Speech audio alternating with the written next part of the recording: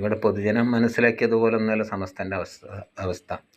സമസ്ത എത്ര കണ്ട് താഴ്ന്നു കൊടുക്കുന്നുവോ അത്രക്കും താഴാൻ ഏത് വിഷയങ്ങൾ പ്രശ്നകലുഷിതമായ സാഹചര്യങ്ങളിൽ എത്രയും താഴാൻ വേണ്ടിയിട്ട് സമസ്തൻ്റെ ആലിമീങ്ങൾ തയ്യാറാവും. കാരണം ഇതിലുള്ള ആളുകൾ നല്ല ഭക്തിയുള്ള പണ്ഡിതന്മാരാണ്.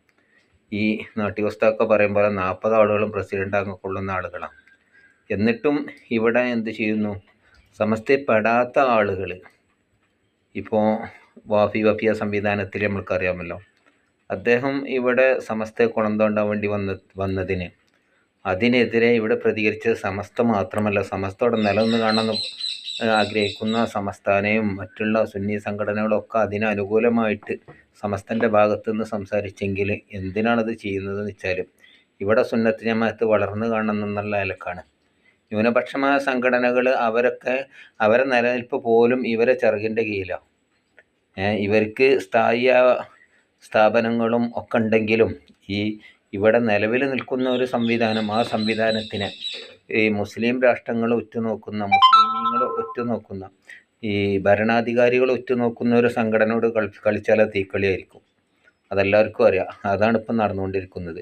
അത് രാഷ്ട്രീയത്തിൻ്റെ പേരിലാവട്ടെ അല്ലാതെ ആവട്ടെ, രാഷ്ട്രീയത്തിൻ്റെ വഴിക്ക് നമ്മളെല്ലാവരും ഒരേ രാഷ്ട്രീയ പാർട്ടികളായിരിക്കാം. പക്ഷേ മതസംഘടനകളിൽ നമ്മൾ വിവിധ സംഘടനകളിൽ പെട്ടതായിരിക്കാം. അതിൽ ബഹുഭൂരിപക്ഷം വരുന്ന സമസ്തൻ്റെ ആശയം അംഗീകരിക്കുന്നവരും അംഗീകരിക്കാത്തവരും ഒക്കെ ഉള്ള നമ്മളെ കേരളത്തിൽ നമുക്കിഷ്ടമുള്ളത് നമുക്ക് സ്വീകരിക്കാമെങ്കിലും ഈ വലിയ സംഘടനകളെ നമ്മൾ എന്താക്കരുത്, അടച്ചാക്ഷേപിച്ച് കണ്ട് ജനങ്ങളുടെ ഇടയിൽ ഒന്നുമല്ലാത്ത രൂപത്തിൽ ആക്കി തീർത്തുകൊണ്ട് നമ്മൾ രക്ഷപ്പെടുന്നവരും വിചാരിക്കണ്ട.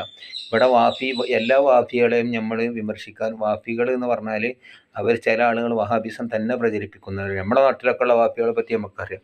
അവർ സുന്നത്ത് ജമാഅത്തിൽ എന്ന് പറഞ്ഞുകൊണ്ട് എല്ലാവരോടും നല്ല സൗഹൃദത്തിൽ പെരുമാറുന്നവരും സുന്നത്ത് ജമാഅത്തിന് വേണ്ടി ജീവിക്കുന്നവർ. അവരുടെ ഇടയിൽ എന്തില്ല, കുശുമ്പില്ല, കുന്നായ്മല്ലൊന്നുമില്ല. സുന്നികളൊക്കെ ഒന്നായിട്ട് കാണുന്നവരവർ. പഴയ കാലത്ത് അങ്ങനെയൊക്കെ ഉണ്ടായിരുന്നു. അപ്പോൾ എല്ലാവരും ഇപ്പോൾ പ്രായക്കുറവിൻ്റെ അല്ലെങ്കിൽ തുടക്കക്കാർ എന്ത് ചെയ്യും, ഈ അങ്ങേയറ്റത്തെ ഒരു ഇതുണ്ടാകുമ്പോൾ പിന്നെ നമുക്ക് പ്രായമാകുമ്പോൾ നമുക്ക് ചിന്തിക്കാൻ തുടങ്ങുമല്ലോ, ഇതൊക്കെ ചെന്ന് ചേരുന്നത് ഒരേ സിൽസിലയിലാണെന്നും. ഇപ്പോൾ എൻ്റെ നാട്ടിലൊക്കെ ഉള്ള വാഫികളൊക്കെ ഉസ്താദ് ഒരു അബൂബക്കർ വഹബി എന്ന് പറഞ്ഞൊരു ഉസ്താദിൻ്റെ ശിഷ്യന്മാരായിട്ട് ഉസ്താദ് സാക്കത്തുൽ ഉസ്താദ്. അപ്പോൾ ഇവരെ ബഹുമാനിക്കൽ അവർക്ക് നിർബന്ധമാകുമല്ലോ. എന്നപോലെ ഓരോ ഉസ്താദുമാരും അങ്ങോട്ടും ഇങ്ങോട്ടൊക്കെ കടമപ്പെട്ടിരിക്കുന്നു.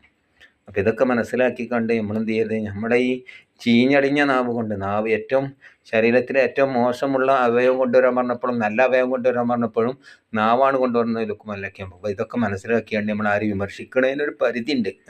സുന്നത്ത് ജമാഅത്തിൽ എല്ലാവരും ഒറ്റക്കെട്ടാകുക.